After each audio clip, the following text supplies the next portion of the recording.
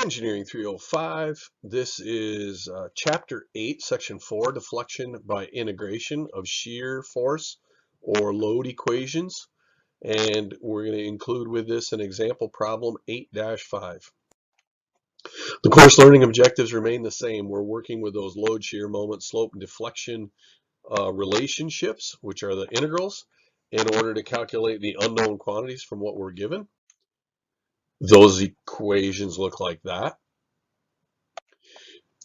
Last section, we started with the moment equation. Typically, why did we do that? Because then I only had to integrate twice. Now we're going to start all the way at the beginning using the load equation. So we'll start with that W, and where does that show up? That distributed load. And we're going to use that and integrate that 5 times in order to get to what we want. And there's a reason for that, and it shows up in the next section, section 5. So really, this is so short a presentation, I thought I'd just build example problem 8-5 right into it. So let's get started with that. Example problem 8-5. So what we're looking at is a beam which is loaded and supported as shown in figure 8-9, and we're supposed to find the equation of the elastic curve. Here's the part. So our job is simple in one sense. All we're being asked to find is delta as a function of x. The problem is, if we know our job, it's the integral of the integral of the integral of the integral of w as a function of x dx. And so we got that going for us. So let's start plugging away.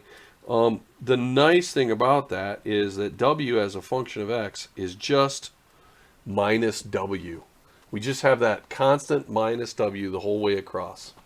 All right. So we have to start integrating that. So, oh my goodness. Get rid of that and start banging it out. So my shear equation, my shear as a function of x, is equals minus w times x, and I have to start including constants. So the first thing I'm going to, nope, I'm going to keep going. Moment as a function of x is equal to minus wx squared over 2 plus c1x plus c2. And then I have to write the EI in front of theta as a function of x is equal to minus w x cubed over 6 plus c1 x squared over 2 plus c2x plus c3. And lastly, EI, delta as a function of x. They use the v. We've talked about it. I like delta. Minus w x to the 4th over 24 plus c1 x cubed over 6 plus c2 x squared over 2 plus c3 x plus c4. Should I catch my breath while you write that down, or are you just going to pause it? What do you... I mean, sometimes I just get going and keep my head down, and I know I should pause a little. Now we've got to start evaluating these constants, and so the easiest thing to do is to start looking over here and just start saying, what do I know? What do I know about that situation? Well, I know what I know. The deflection at 0 is equal to 0. What I love about boundary conditions at x equals 0 is all the x's cancel out. It's awesome. So I should, well, let's do this.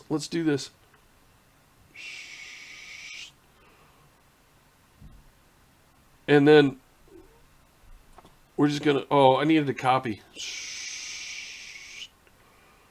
And copy. And then I'm going to grab my mouse and hit paste. Oh, look at that. So then I can just go through and that 0, and that 0, and that 0, and that 0, and that's EI, and so C4 is equal to 0. So I got that. That wasn't bad at all. Do I know what would be really nice is if I knew theta at 0? Do I know theta at 0? No. Do I know my moments at 0 though? My moments, let me go back to black here. My moments at 0 are equal to 0. So that's equal to minus wx squared over 2 plus c1x plus c2. And so same way, that's 0, that's 0. So c2 is equal to 0.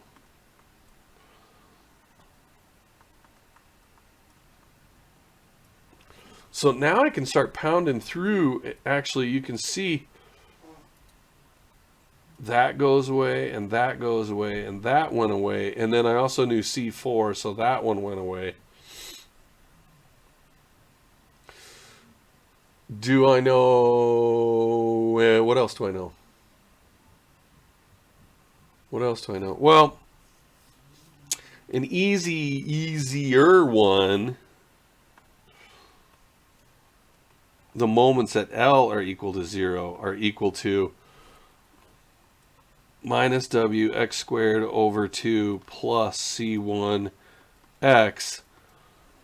and then c2 went to 0, so that's just that. So this is now minus wl squared over 2 plus c1l is equal to 0. So c1 is equal to wl over 2.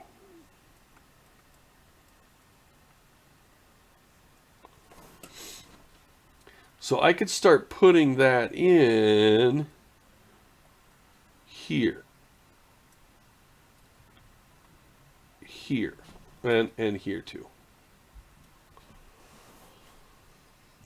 I need one more boundary condition. I need one more boundary condition because I've still got to find C3. And I can do two different boundary conditions.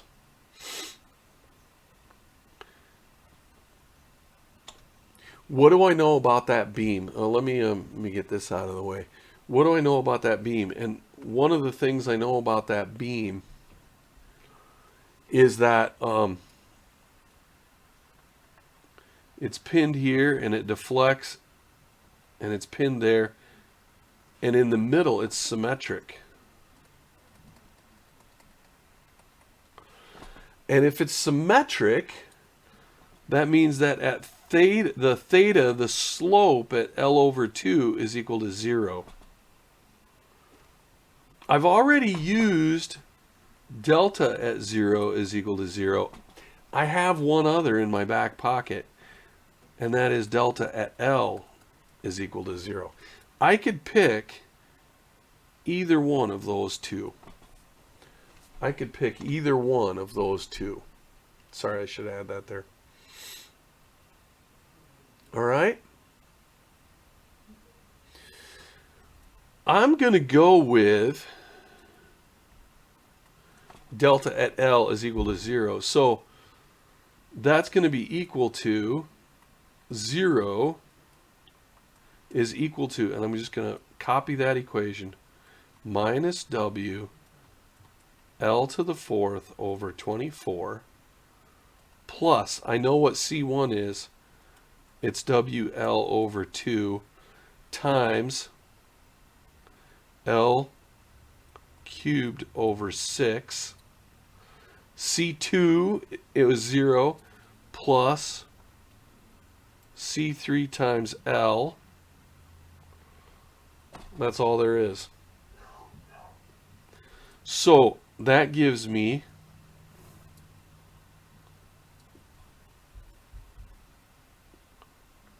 WL to the 4th over 12 minus WL to the 4th over 24. I swapped the order because this one's positive and the other one's negative, so it helps me think about it a little bit. Plus C3L 0 is equal to, well, this is 2 24ths minus 1 24th, so it's WL to the 4th over 24 plus C3L. C3 is equal to minus WL cubed over 24. So now I'm going to go back and I'm going to say, look, I've got, oh, that's not what I wanted. Oh, I got to leave it alone now. Shoot.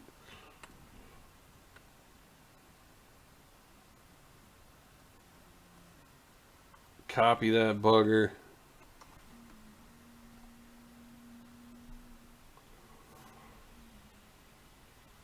Paste her in right there. And maybe I shouldn't have even done that because I really have to go back through and fill these things in. So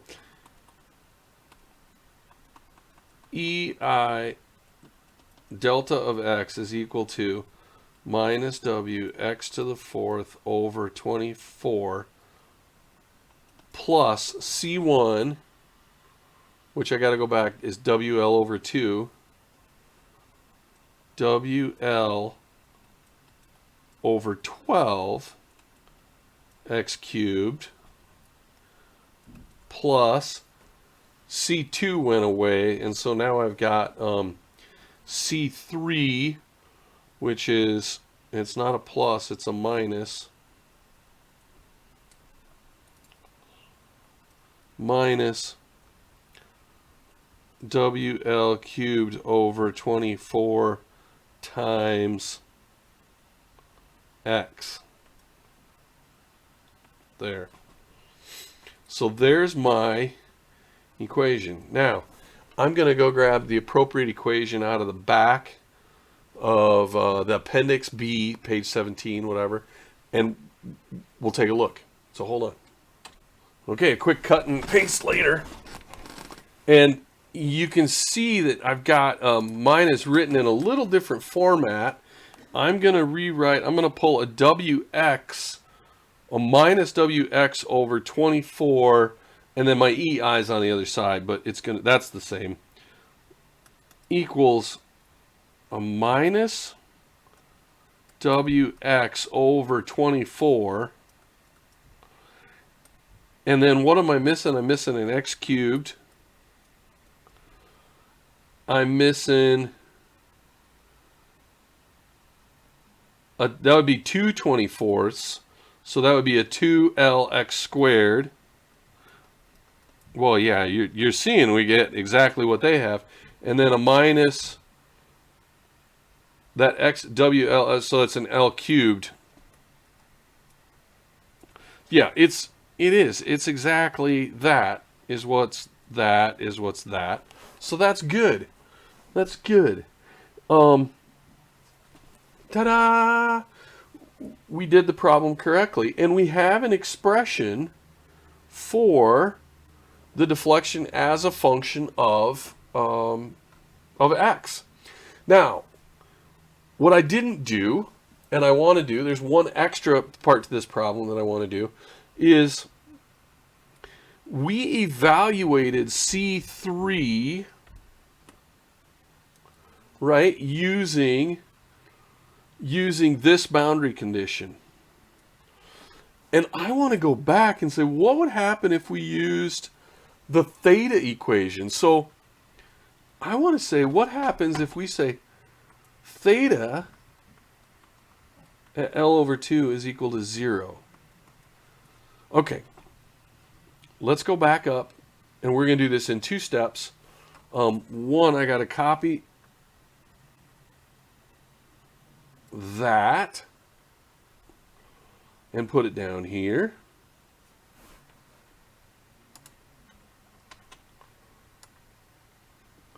Okay, I didn't like that at all.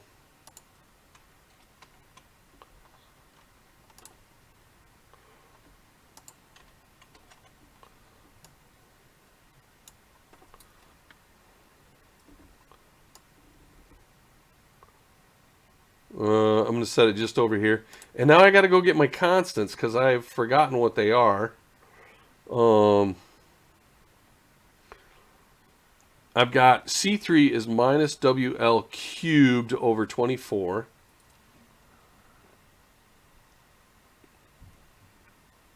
Plus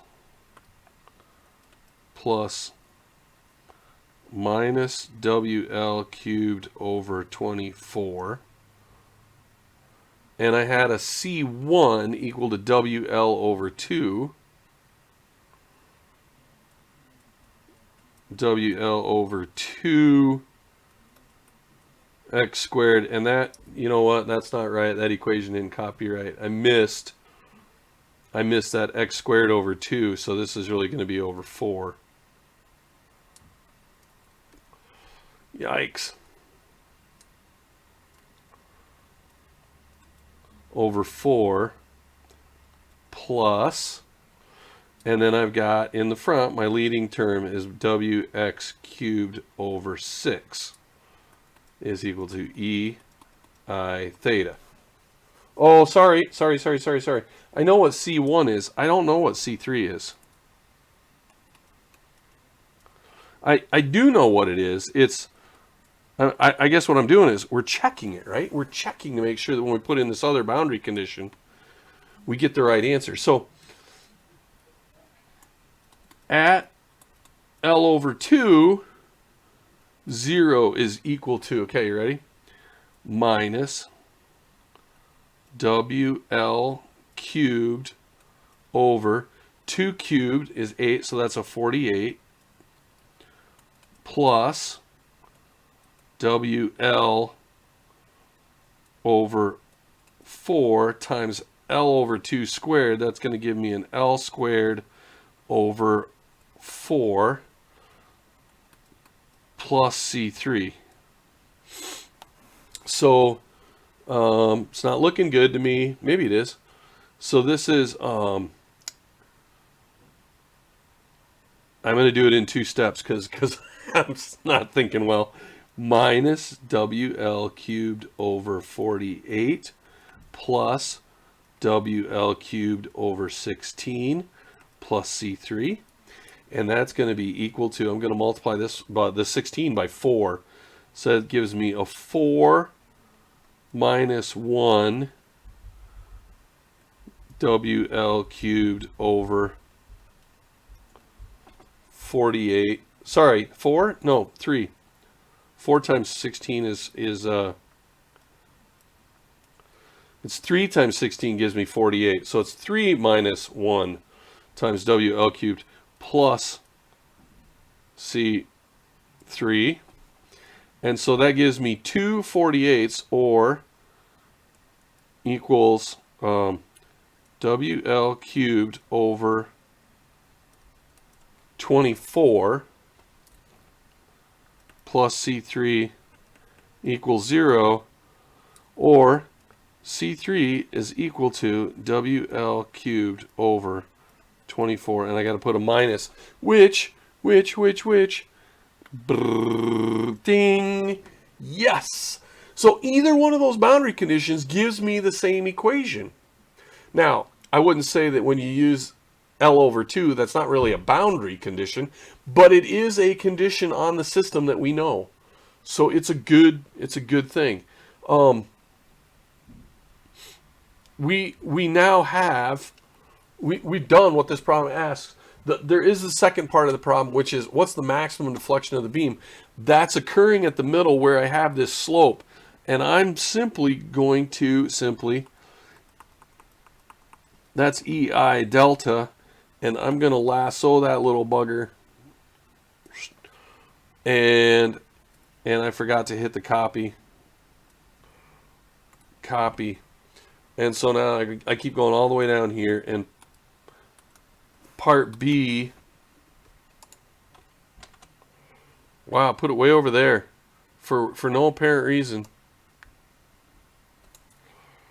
No apparent reason. It's okay. Drag that back, and then at x equal to L over 2, I've got equals minus W over 24 L over 2. That becomes L cubed over 8 minus 2 L squared over 4 plus L cubed.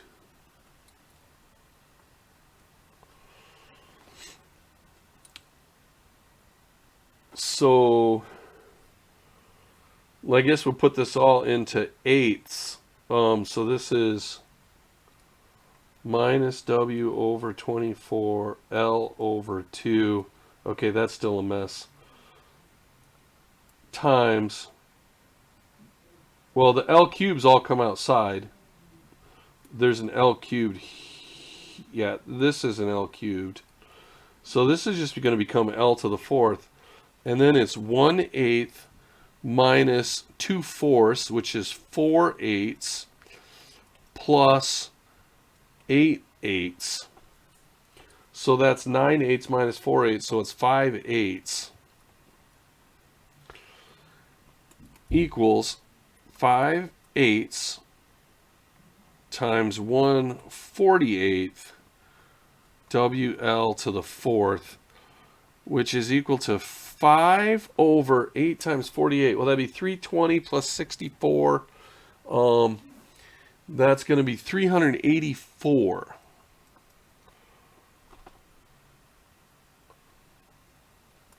WL to the 4th is equal to EI delta, or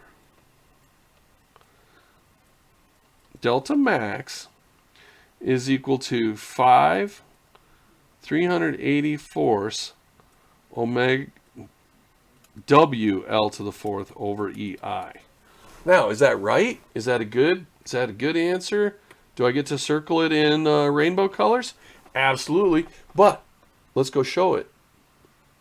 Let's go show it. It's right there. Oh, did I drop a minus in there? That was minus 5. There's my minus right there.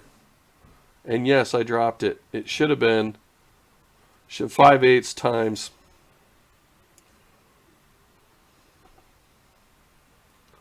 And I should have known that. My deflection is going to be down. That should have been a negative there. And that would have kept a negative there and a negative there. And now, but I do match up. Yeah, I dropped a sign. If we'd been doing it in the classroom, you guys have been playing along, it would have all worked out. It's pretty good. It's pretty good. This wasn't a bad integration. It wasn't a bad integration. You can see how we very quickly just ramped right up through that, adding the constants in. It was more a problem of doing the algebra to evaluate the constants than it was doing the integration. And next section, we learn a trick about how to set up the problem so that the integration is very easy, so that this all becomes, based on everything we've learned, it just keeps getting better and better. So, but it's got some hardcore math in it. Longer lecture, shorter example problems. All right. Don't worry, there's more to come.